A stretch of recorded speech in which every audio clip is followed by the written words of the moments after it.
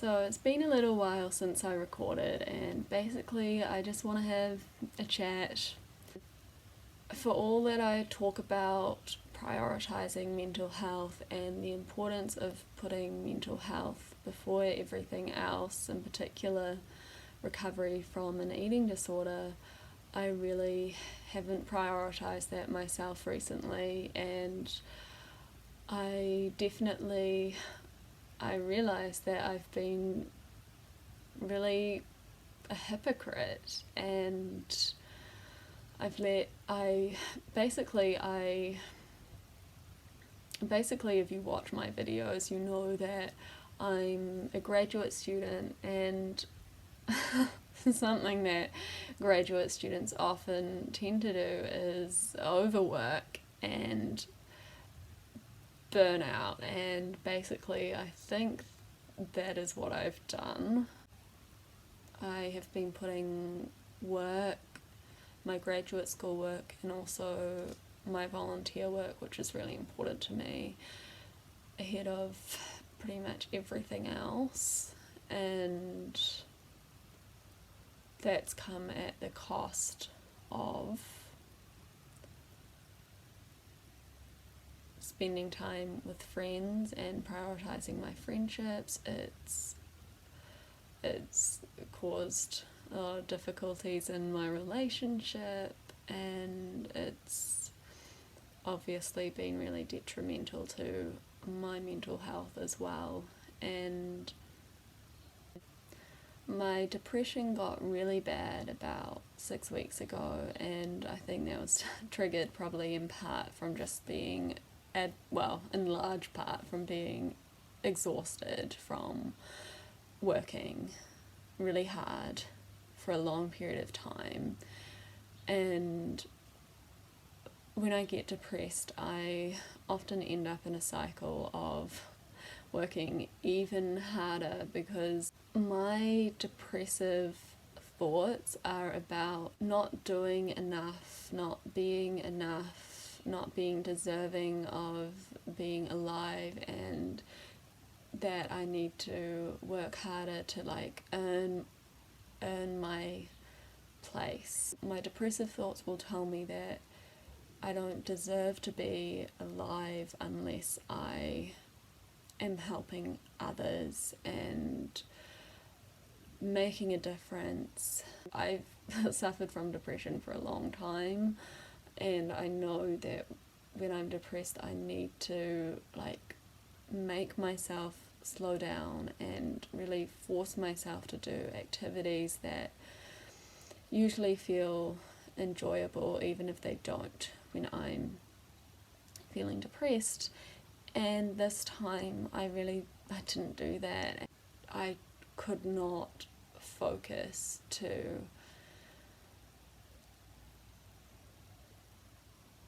do anything aside from working, basically, which just perpetuates the depressive cycle, because then I make myself more exhausted, and I have been through a medication change, so I'm on venlafaxine now. I'm not entirely sure if it's helping. My sleep is definitely better than it was.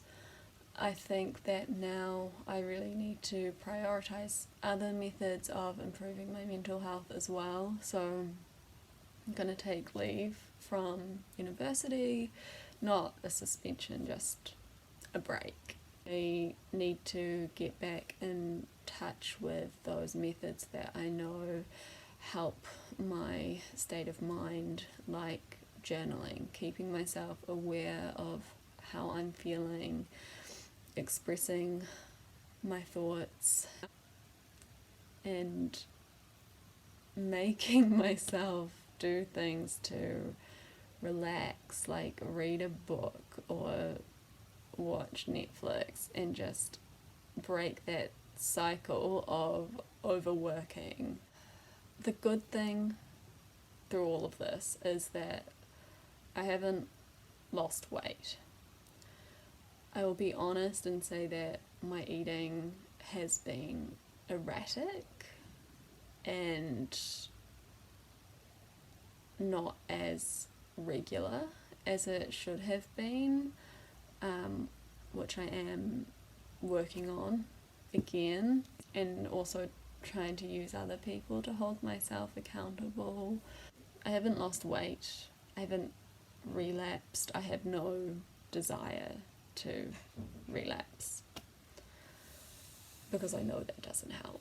So asked to increase my therapy sessions. I'm really lucky to have found a really good therapist now, and so I was seeing her through university services, but I'm going to try and increase the frequency that I see her and pay to see her in a private practice, which I know is a privilege to be able to do, but I think that I do really need that. The good thing is that she knows about eating disorders and depression and all of that. She's actually recovered from an eating disorder herself, which that lived experience I think is so valuable. And so that will be good because as many of you are probably aware, I have been in like the community public mental health, public eating disorders service, but like in the past year and a half when I've been struggling, I have reached out for more help and essentially been declined because I am no longer a BMI 14 or whatever, and that's just the nature of mental health services in my country. They are overburdened, there are not enough, there are many people suffering and not enough resources to help those people, and it makes me really sad because I mean obviously it means that I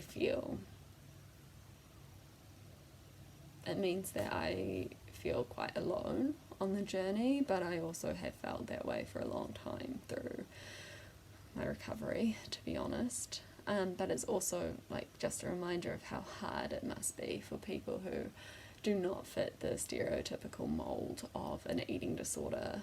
You know, like for people in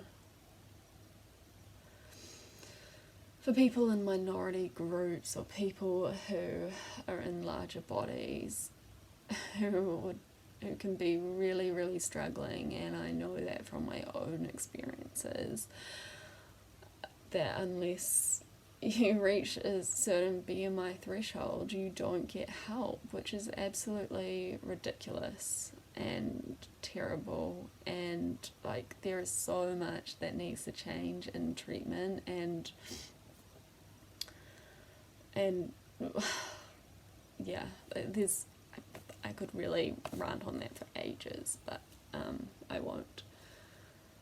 I guess eating disorder wise, I don't really struggle with being afraid of certain foods anymore. I think the main thing that I struggle with at the moment is that is when I eat, it means I don't think about food, and it means that I instead think of everything else that I'm anxious about or reasons why I'm inadequate, and that is hard. But I'm gonna get through it. I don't really know what the point of this video is, except I guess we all have setbacks sometimes and it's okay to have a setback, but it's not okay to continue down that path, and it's really important to try and be aware of what's happening, and I haven't really been very self-aware, to be honest, and and now I'm trying to be more aware, and I recognize that I've just been going down a really self-destructive pathway that isn't going to lead anywhere good, and I need to try and change that. The other thing I want to say is that earlier in my recovery, if I was going through a depressive episode like I am now, I would have relapsed. For sure. And that would be an inevitability. And I haven't this time. Which goes to show that recovery does get easier.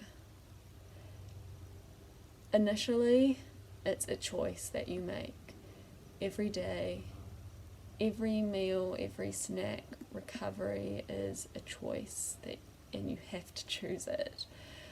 But now I do feel like I'm at a point where there is no other option. It's not so much a choice now as that's just the way it's going to be. I'm not going to relapse. My therapist asked me a little while ago, it seems like your eating disorder is sort of a coping mechanism for depression and anxiety. So while you're experiencing depressive and anxious feelings, are you tempted to resort to your eating disorder and to relapse? And I said no, because the eating disorder is just a really temporary band-aid, and it's also a really useless band-aid. Like, I could put my band-aid over a wound, like, to cover up my depression and mask it, but the wound underneath never actually heals. And then at the same time, my eating disorder costs me so much that I end up with all these other wounds as well. And that's a really terrible analogy, not good at them, but no, I'm not tempted to return to my eating disorder, because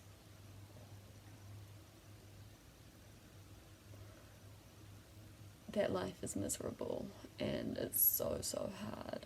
It's so hard, and I never want to go back there.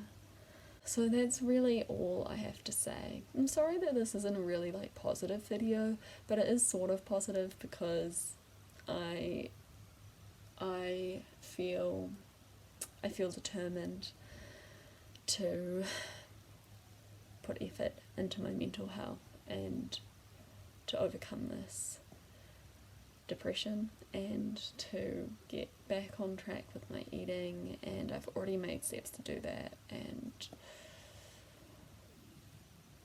it's going to get better. It's going to get better.